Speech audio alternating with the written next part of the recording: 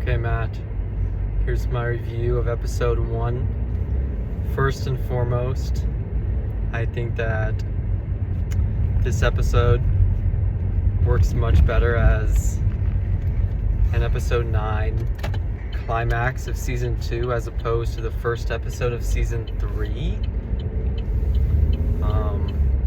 which I think was what they were planning on doing before the writer's strike.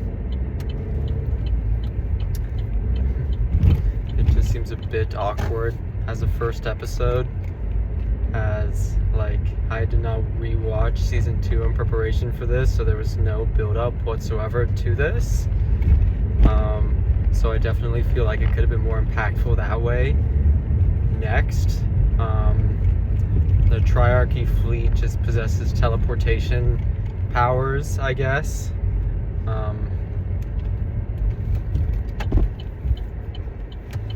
Literally, we were introduced to the Triarchy in, I think, the second to last episode of something last season, and the next thing you know, they just have their entire fleet in Blackwater Bay,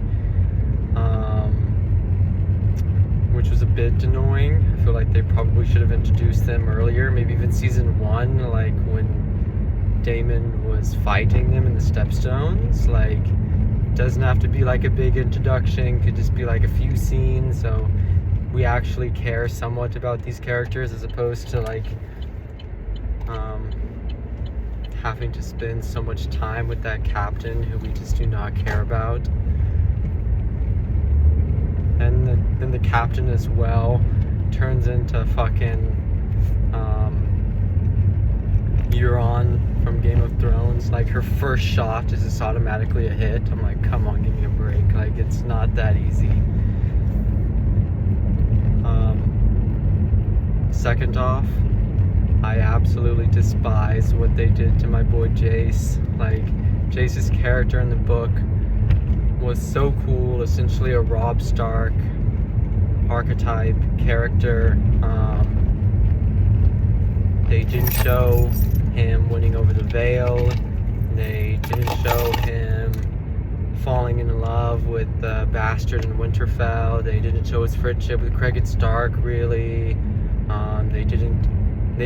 He was the one who had the idea of the dragon seeds, which wasn't maybe a bad idea, but it was his idea that they gave to Rhaenyra instead. And I'm just they turned him into such a whiny brat. It's so annoying. Yes, it makes sense to a certain regard why he would be afraid for his mother, because without her he would not nearly have such a good claim to the throne. But still, I'm if you could make a character cooler, why are you making them more lame?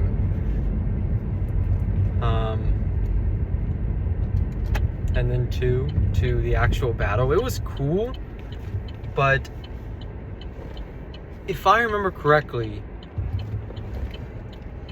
in the books it was Jace leading the dragon seeds, Hugh, Wolf, and Corlys's bastard son, on this mission. Him locking Rhaenyra up, I did not like.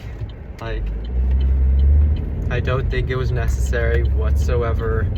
I think it could more so just be a situation of he hears the news first and he's let's go, and just doesn't tell his mom. I don't think it's necessary for him to lock his mom up and then for Rhaenyra to even more incompetent. And the actual battle, it was fun, it was cool, it was cinematic, I was enjoying myself.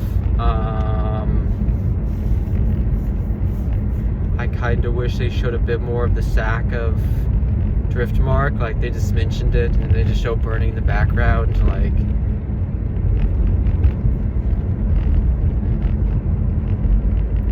And then no dragon seeds, which I'm would have been cool to see 4 or 5 dragons bearing down in this fleet.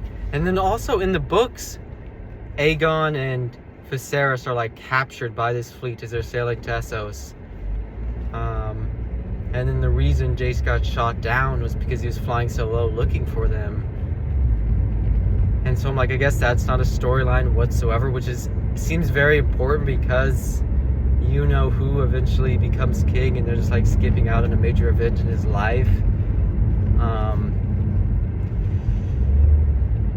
So I don't know why they just skipped that. This is the way, right? Yeah, go straight.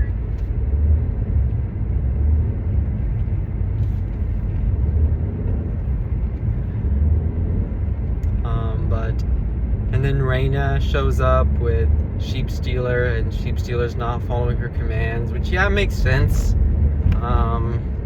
Also, I don't know why they just completely disregarded Nettles' character and gave Sheep Stealer to Reyna. I feel like Nettles is a very important character in the books because she's not even, like, visibly Targaryen whatsoever, so that's, in my mind, is supposed to be a character who can demonstrate that just anyone can be a dragon rider. Like, you don't have to have some special blood to do so.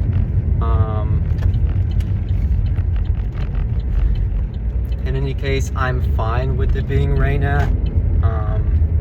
And I mean, I would not completely be against like her showing up and inadvertently causing Jace's death if everything else was added. Like, but yeah, and then what else? There was the Aegon and Alaris scene. The kiss. Yeah, I'm gonna get to the kiss.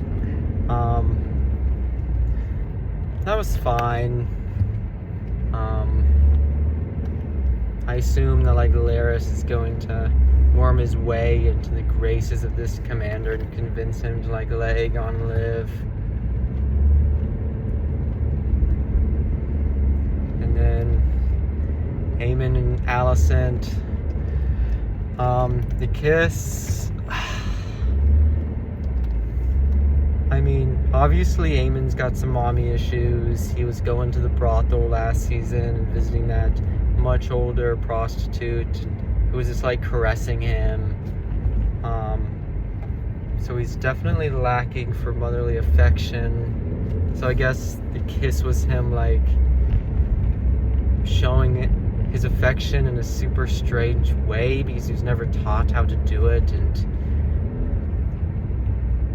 But I also just feel like it was a bit unnecessary. Like, I don't know. But yeah, I mean, it was entertaining, but I have a feeling that the season is just going to get worse from here on out, especially with George R. R. Martin's like just completely breaking off relations with the showrunners. I think it's just going to get more worse. We'll see if they delay events going into episode 2, or if they jump straight to actually I'm not saying it, he's on it because in the car, to you know, the next big event. I have a feeling that like they're probably going to go back to their tactics from season 2 and just like start dragging things out. We shall see. The witch popping up. Oh yeah, I like the witch and the Minotaur. Yeah. I mean, I guess, yeah, that was okay. I just don't know why the dragon seeds are just on that island by themselves in the first place. But I mean, seeing a Minotaur is cool, I guess. So yeah. Oh, and then Daemon, he's just doing stuff. The Starks were cool. That was a cool scene. Yeah, maybe I'll give it maybe an 8 out of 10. But yeah.